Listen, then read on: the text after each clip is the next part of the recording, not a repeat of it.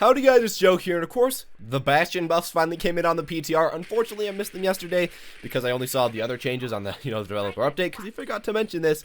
But whatever, we're here right now and we're going to talk about these buffs and just talk about what they kind of do. Now, before I get started, I'll also say that this really buffs Bastion in every part of his kit, except for his sentry, and I feel like that was an amazing choice by the developer's part. Bastion in Sentry mode is what people usually would complain about. If you heard people talking about Bastion, there'd always be memes about him in a Sentry mode, and people just always complain when there's a Bastion in Sentry mode. People just honestly really didn't like it way too much. They felt like it did too much damage, and at the same time that it was way too counterable.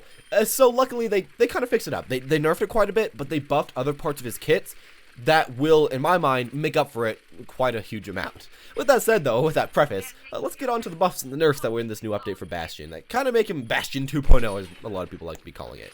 Now, the first thing that they did was that, for the Sentry mode, kind of the nerf part, is that they made so that his bullet spread was increased by 50%.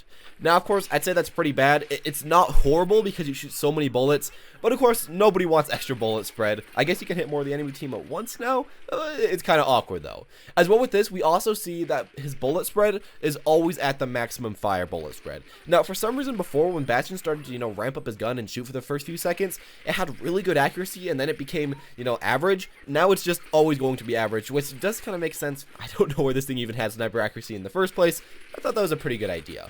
And then a thing that we also got, the third and final nerf to this, is that his Sentry mode can no longer crit. And this is probably going to be the most controversial thing, because critting people as Bastion, I feel like for a lot of players, felt very, very important. Because, well, if Genji jumps on you, if he uses his E and you don't shoot him, well, you can crit his head and kill him like super, super fast. But now you can't do that quite as much. I will say, though, that in other cases where people aren't melee range or where they aren't a giant tank like D.Va with a huge face hitbox, this won't mean quite as much. In medium and far range, you honestly couldn't get that much headshots anyways, and it was honestly a lot better to go for body shots.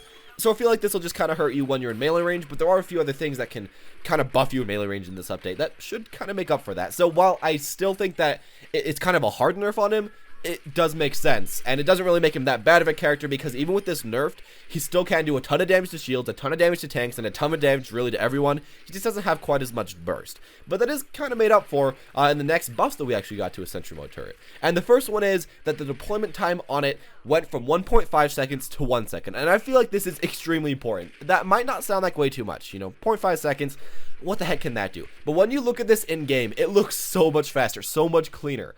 And you can start shooting a lot faster. As well, it makes so that you can't be countered quite as much by other characters, because you can just jump in it really quickly and then start blazing away at them. It's a really good change, and it makes him really feel a lot more mobile, and makes so that he feels like he doesn't always have to camp in a corner for the entirety of the game. I really do like this change, and I feel like it kind of makes up for some of the other stuff. As well with this, a change that we got that was really nice in my opinion is the fact that Bastion now holds 300 ammo in his clip instead of 200 ammo. Now, of course, you could say, if you got headshots in every single bullet, that's less damage, but even so, as it is right now, having an extra 100 ammo is very nice, especially against tanks. That'll make so that you can maul right through them, and you won't even have to reload, because some other times, the tanks were being healed, the tanks were shielded and all this stuff. You'd have to reload maybe once. And now you probably won't really have to do that. Even without getting headshots, you really should be fine. And that's a good change that I think that should have been in the game for a long time, and now it finally is in the game.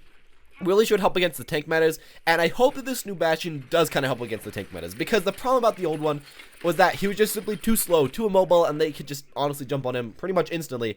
This might be able to work, and this might be able to help him out just a bit against that.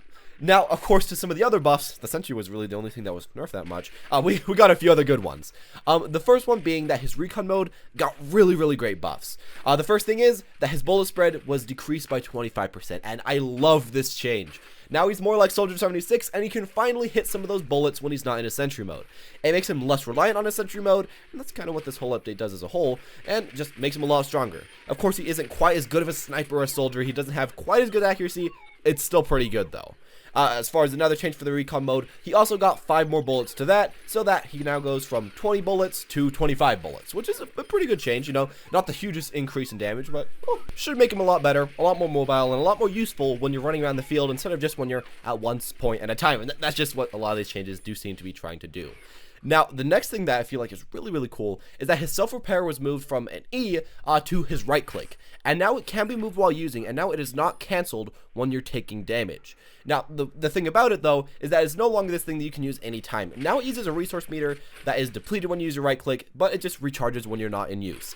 I think this is really great as it allows you to be a little bit more offensive, lets you get close to the enemies, shoot them up while healing yourself. While it isn't like the most overpowered heal in the game, and it isn't quite as strong as someone like Soldier, it's still really nice. And especially when you're in Sentry, when you're in Recon, you can switch between them, move around, heal yourself. You aren't stuck to one place like Soldier. I think it's a really cool idea for an ability, and a really good upgrade from his old ability, because simply put, it kind of sucked because it took so long to get out of the way, to stop moving, to heal yourself.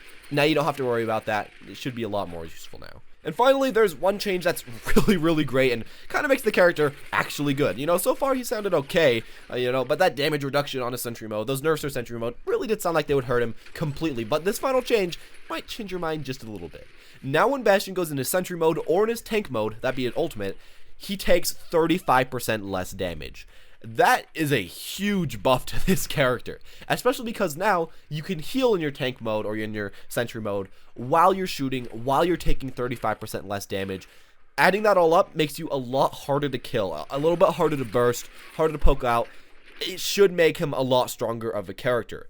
As well, now people can't burst you quite as fast. That was a problem y'all really had. People would run behind you, they'd burst you. There wasn't much you could do. And now that doesn't happen as much. You can't burst them back as fast anymore, but they can't burst you as fast anymore. I think that's a really good idea, a really good change. As well with this, his ult got, less armor. It doesn't get any armor anymore, actually. It just has that damage reduction, which might be kind of weird. But still, it's pretty good. 35% damage reduction. And if you got an Ana to ult you, that would be really good. You'd pretty much never die and get a lot of kills with this character. So I'm seeing that we might get that in the future. I don't know. We're going to have to wait and see. But those are all the changes that are actually going to be coming to Bastion. Really, they just moved some of the strength from his Sentry mode into his other mode while making his Sentry mode more usable, more times when you should be going for it, better against tanks in a lot of situations, more tanky itself. I like these changes. It's nice buffs to the character, mobility buffs, damage buffs, buffs in different forms so that there's actually reason to use other forms. I think it should buff up the character just to where he's really quite good now.